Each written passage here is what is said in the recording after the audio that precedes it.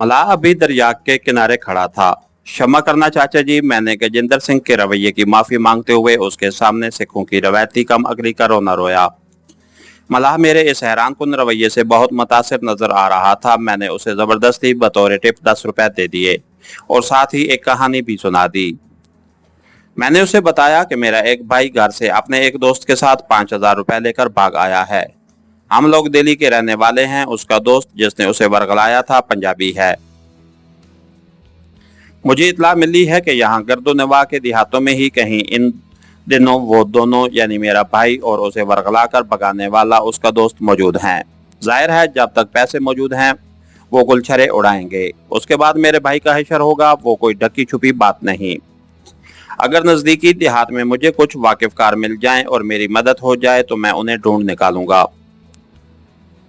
साथ ही मैंने ये दरखास्त भी कर दी थी कि इस मामले को वो लोग अपने तक महदूद रखें। ये तो कोई बात ही नहीं महाराज जी, आप जो जी चाहे इस सनाक़ह में करें। ये तो धंधा मेरा शुगल है। मैं जमींदार हूँ, नजदीकी गांव में मेरी जमीन भी है, उसने अपनी अमारत मुझ पर जताते हुए कहा। मैंने भी उसे खूब खूब मक्खन लगाया और उसे कहा कि मुझे तो देखते ही विश्वास हो चला था कि मैं उसकी मदद से जरूर अपने भाई को ढूंढ निकालूंगा। उसके साथ ही मैंने उसे दिल्ली आने की दावत भी दे दी और उस वक्त तक बजिद रहा जब तक कि उससे हाँ न कहलवाई। बूढ़ा मलाह मुझ पर तवक्को से ज्यादा ही मेहरबान साबित हुआ। उसकी एक किश्ती में बैठकर हम दूसरे किनारे की तरफ चल दिए। जहां हम लंगर अंदाज हुए वहां इन हालात में किसी को दम मारने की मजाल नहीं थी, लेकिन फौजी शायद उसे जानते थे, इसलिए उन्होंने उससे रियायत बरती। कौन ही चाचा नाल, कौन है चाचा तुम्हारे साथ? एक सिख हवालदार ने ऊंची आवाज देकर उसे दूर ही से पूछा। परौना है अपना सरदार जी, मलाह ने मुख्तसर से जवाब दिया।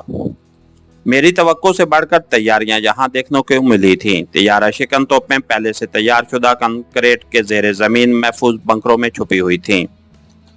सिर्फ उनकी गर्दनें बाहर झांकती दिखाई देती थीं। हम दोनों उनके बीचों बीच चलते नजदीकी गांव की तरफ जा रहे थे। मैं कौन आंखियों से सूरत हाल का भरपूर जायजा ले रहा था। रास्ते से मिलने वाले अक्सर फौजी मलाह के वाकिफ थे। जब वो उन्हें बदनाम करता तो मैं भी फौरन जय हिंद कहकर हाथ उठा देता। करीबन 1.5-2 फरलांग चलने के बाद एक जगह खेतों के किनारे कुछ लड़के लड़कियां काम करते दिखाई दिए। मलाह ने उनमें से एक को चूनी लाल के नाम से पुकारा और एक नौजवान उसकी आवाज पहचान कर आता दिखाई दिया। करीब पहुंचकर उसने झुकते हुए बूढ़े के पांव छूकर प्रणाम किया और हैरानगी से मुझे देखा, क्योंकि मैंने बगैर जान पहचान के बड़ी गर्मजोशी से उसे गले लगा लिया था। परौना है अपना बेटा दिल्ली से आया है, चाचा बोला। प्रकाश नाम है मेरा। मैंने अपना तारुफ बज़ाहिर मुकम्मल करवा दिया। हम तीनों खेतों के एक कोने पर लगे रहट पर जा रहे थे, जहां बहुत सी लड़कियां कपड़े धो रही थीं। सबने हैरानगी से मेरी तरफ देखा। मलाह को देखते ही सबने चाचा नमस्ते, चाचा राम राम कहना शुरू कर दिया। बूढ़ा मलाह सबके सलाम के जवाब में बारी बारी उनके सरों पर शफकत से हाथ फेरता रहा। यहाँ भी उसने मेरा तारुफ बतौर परौना ही करवाया था। सब लड़कियों ने हाथ जोड़कर मुझे भी बारी बारी नमस्ते कहा। मेरे कीमती लिबास और पुरकशिश शख्सियत को उनमें से अक्सर ने ललचाई हुई नजरों से देखा था, लेकिन ये कोई नई या चौंका देने वाली बात नहीं थी। अब मैं भारतीय महिलाओं की रग रग से वाकिफ हो चुका था।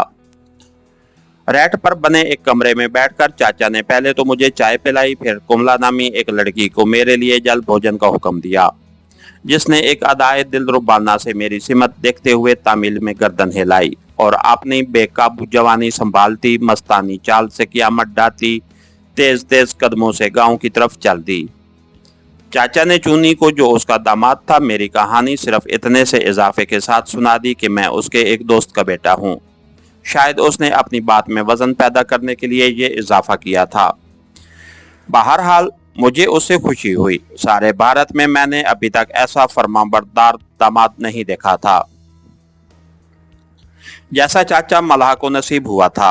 उसकी वजह मेरी समझ में नहीं आई थी। बज़ाहिर तो उसमें कोई जिस्मानी नुक्स नजर नहीं आ रहा था, नैन नक्श भी ठीक ही थे। फिर जल्दी मुझे समझ आ गई। उसकी धर्म पत्नी को शलिया सर पर लस्सी का मटका और हाथों में रोटियां पकड़े वहां आई थी। अलड़ मटियारों की तरह उसके अंग अंग से नशा फूटता था। उसे देखकर कोई भी उसे शादीशुदा मानने के लिए तैयार नहीं था। इतनी खूबसूरत बेटी पैदा करने पर यकीनन हिंदू मला को फख्र करना चाहिए था, और ऐसी देवी के दाम उल्फत में फंसने वाला उसका दास कैसे न बनता। उसने मुस्कुराते हुए मेरा खैर मुकद्दम किया और कपड़े समेटते बाहर चली गई, जो उसने सुबह से धूप में सुखाने के लिए फैला रखे थे। उनकी मजीद तवज्जो हासिल करने के लिए मैंने भी वही खाना खाने की ख्वाहिश की जो कोशलिया चुनी लाल के लिए लेकर आई थी, लेकिन चाचा ने मुझे शिद्दत से मना कर दिया। वो कोई पुराने दौर का आदमी दिखाई देता था, रवायत की जिसके नजदीक बड़ी अहमियत थी। चाचा थोड़ी देर के बाद माजरत करके चला गया क्योंकि किश्तियां अकेली थीं। चुन्नी लाल को उसके जाने के बाद मैंने भगा दिया। वीर जी आप काम कीजिए, मेरी वजह से मैंने फिक्रा अधूरा छोड़ दिया। यार कुछ अच्छा नहीं लगता, उसने हिचकिचाहट जाहिर की। मैंने बेतकल्फी का मुजाहरा करते हुए उसे बाजू से पकड़कर उठा दिया। किसान के लिए वक्त की बड़ी अहमियत है। हम तो शहरी लोग हैं, चाय का कप पीने होटल चले जाएं तो आधा दिन गुजार देते हैं, मैंने हंसते हुए कहा। जवाब में वो हंस दिया और मेरा धन्यवाद करता हुआ रोटियां और लस्सी उठाकर दोबारा खेतों को चल दिया, जहां उसके साथी उसके मुंतजिर थे। अब तन्हाई मुयसर थी, लेकिन सोचने के मौके हासिल नहीं थे क्योंकि गांव भर की मटियारों ने मेरा घेराव कर रखा था। उनकी जुगतबाजी, जो यहाँ के पंजाबी देहातों की रवायत बनती जा रही है, ने मुझे बुखला कर रख दिया। मैंने उनके मुख्तलिफ रिमार्क्स के जवाब में मुस्कुराता हुआ उस तरफ चल दिया जहाँ कोशलिया कपड़े समेट रही थी। मुझे नजदीक आते देखकर उसने एक अदाए खास से मुस्कुराते हुए खड़े होकर मुझे खुश आमदीद कहा। बहुत खूबसूरत जिंदगी है आप लोगों की, मैंने देहाती माहौल पहली बार देखा है। मैंने गुफ्तगू शुरू करने के लिए फिक्रा उसकी तरफ उछाल दिया। बस जी ऐसा ही है, अब तो शहरों और देहातों में कोई ज्यादा फर्क बाकी नहीं रहा। उसने जमीन पर झुकते हुए कपड़ा उठाकर उसे झटका दिया, जिसने उसके जिस्मानी जावियों को बड़ी खूबसूरत अंदाज से उभार दिया। मेरे दिलो दिमाग में एक छनाका सा हुआ। कोशलिया में बला की जिनसी कशिश थी। मैंने वहां से हट जाना ही मुनासिब समझा। क्या करते हैं आप? उसने अपने काम में मसरूफ रहते हुए मुझसे पूछा। बिजनेस, कारोबार, मैंने मुख्तसर से जवाब दिया।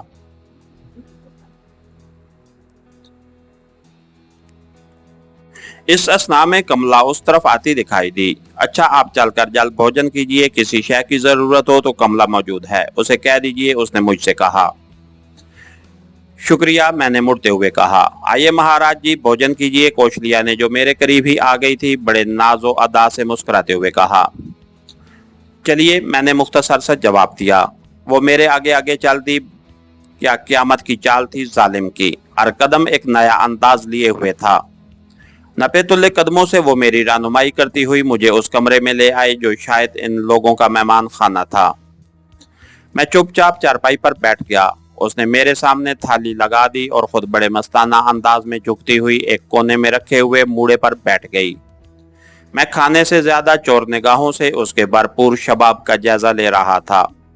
जब कभी अचानक हमारी निगाहें आपस में टकराती तो शर्म से मैं पानी पानी होने लगता था, लेकिन वो डीठ इतनी अपनी बरकरार मुस्कुराहट के साथ मुझे घूरती रहती। दिल्ली के लोग गूंगे होते हैं क्या? करीबन 3 मिनट तक मेरे मुसलसल खामोश रहने पर उसने एक अदाए मस्ताना से मेरे सामने खड़े होकर कुल्हों पर दोनों हाथ रखते हुए पूछा। जवाब में मैं सिर्फ मुस्कुरा कर रह गया। बहरे भी होते हैं, वो दोबारा तन कर बोली। ऐसी तो कोई बात नहीं, असल में डरना भी तो पड़ता है आपसे। मेरे लिए उससे गुफ्तगू किए बगैर कोई चारा नहीं था।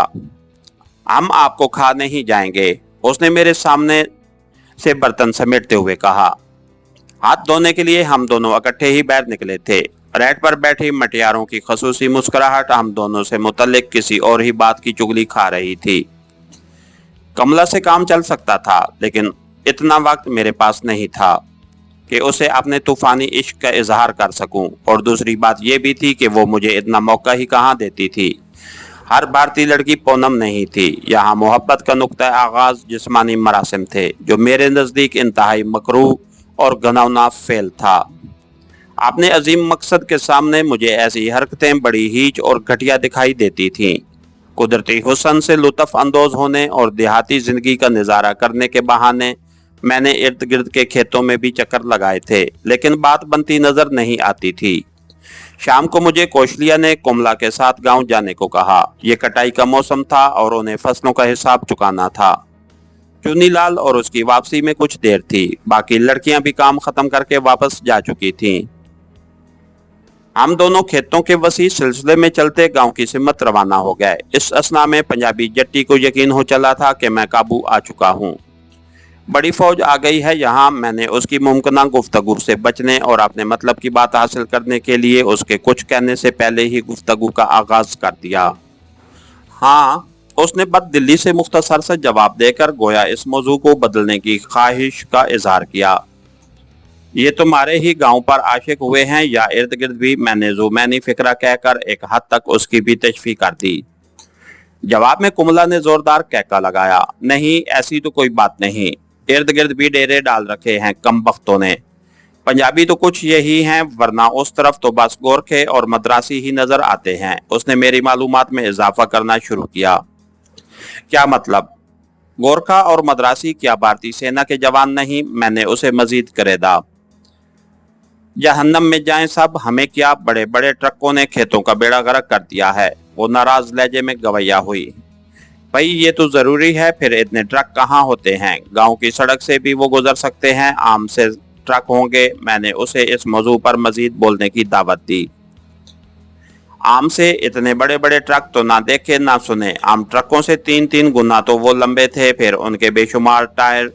ट्रकों पर कमबख्तों ने न जाने क्या क्या लाद रखा था। मोए दरिया के किनारे तो मरे नहीं, गांव की जमीन पर कब्जा जमा लिया। हाय राम, बेचारे बसंत सिंह की तो सोने जैसी जमीन का बेड़ा गर्क हो गया। कैसी शानदार फसल हुई थी उसकी। बतेरी मिन्नतें की उसने कि मुझे फसल काट लेने दो, पर कौन मानता है जी गरीबों की बात।